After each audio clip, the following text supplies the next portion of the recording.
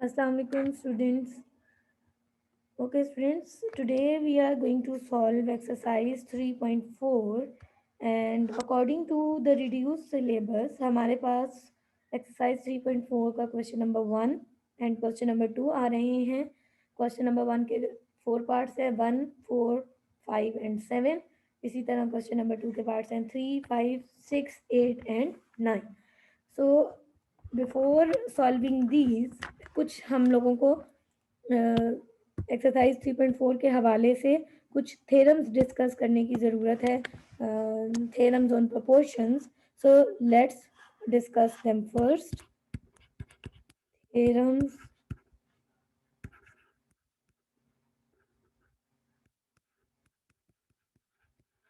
On proportions.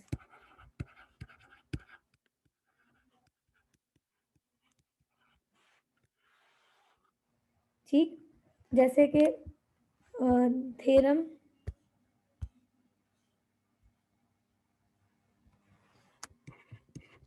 Theorem of invertendo.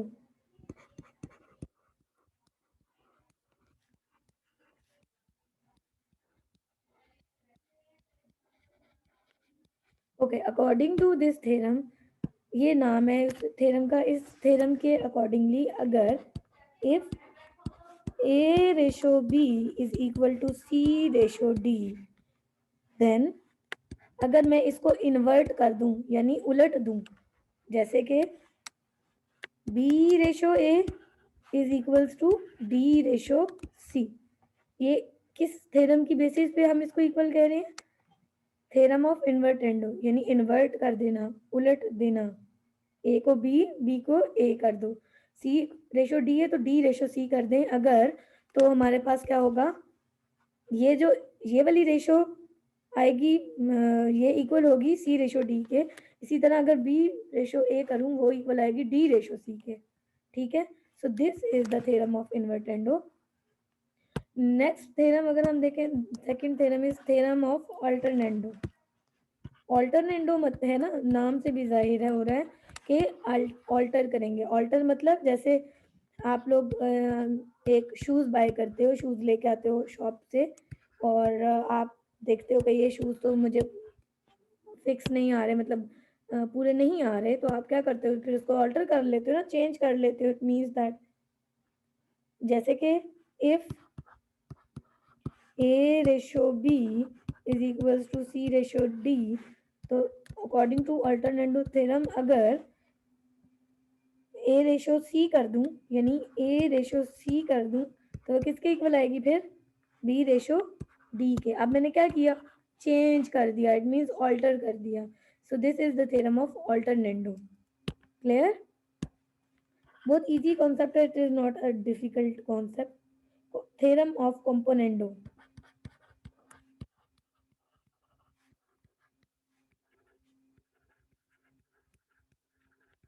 ये भी बहुत आसान है, इजी थ्योरम है, it is not that much difficult, बहुत आसान है.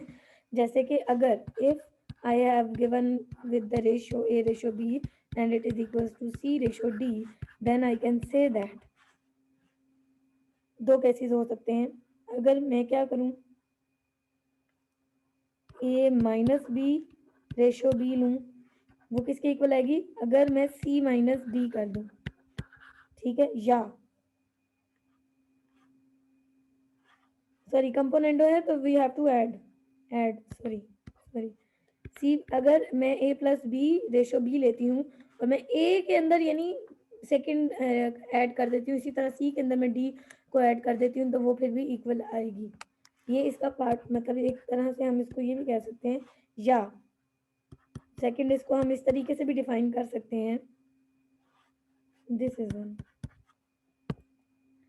इसको हम इस वे में से ऐसे भी बोल सकते हैं, जैसे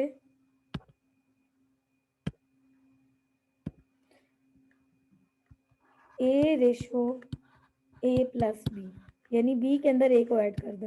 ये किसके इक्वल आएगा? सी रेशो सी प्लस डी. चाहे मैं फर्स्ट एलिमेंट में सेकंड एलिमेंट को ऐड करूं फिर उसकी रेशो लूं, या फिर मैं सेकंड एलिमेंट में फर्स्ट एलिमेंट को ऐड करूं उसके रेशो लूं, तो ये इक्वल होंगे. कब कब ये इक्वल होंगे? जब मैं ये काम दोनों साइड्स पे करूं. ये नहीं है जस्ट मैं A ratio A plus B लूँ और equal to C ratio D आ जाए, no, it will be wrong. According to componendo theorem हमें अगर हम कुछ ऐड करें तो वो दोनों साइड पे इक्वली ऐड होगा और हमारा रिजल्ट आएगा।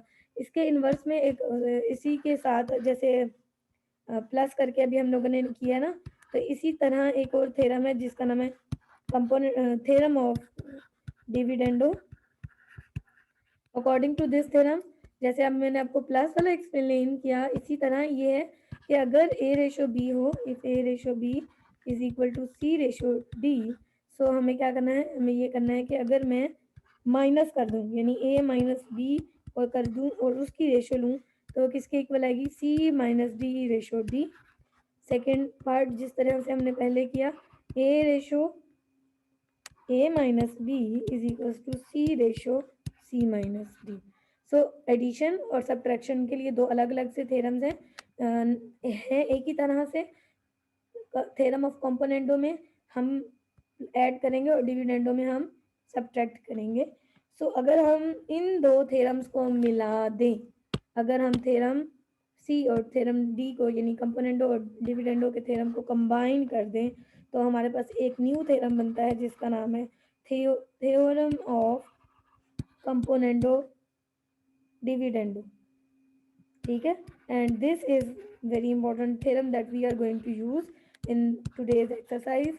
और इसके सॉल्व करने में हमारे पास ये इजी होगा मेथड कि इसके कंपोनेंटो डिविडेंडो थ्योरम से हम सॉल्व करेंगे अपने question.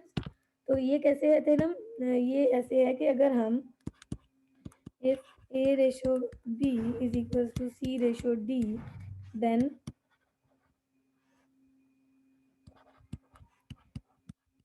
a plus b ratio a minus b is equals to c plus d ratio c minus d। बात समझ में आई? इसमें हमने प्लस भी किया और इसमें हमने माइनस भी किया, तो यानी कंपोनेंटो थ्योरम भी है और डिविडेंडो थ्योरम भी है, तो दोनों तरह से। सिमिलरली अगर मैं a माइनस बी को पहले करना चाहती हूँ यानी ये माइनस पहले करना चाहती हूँ तो क्या लिखूंगी, a minus b ratio a plus b is equals to c minus d ratio c plus d।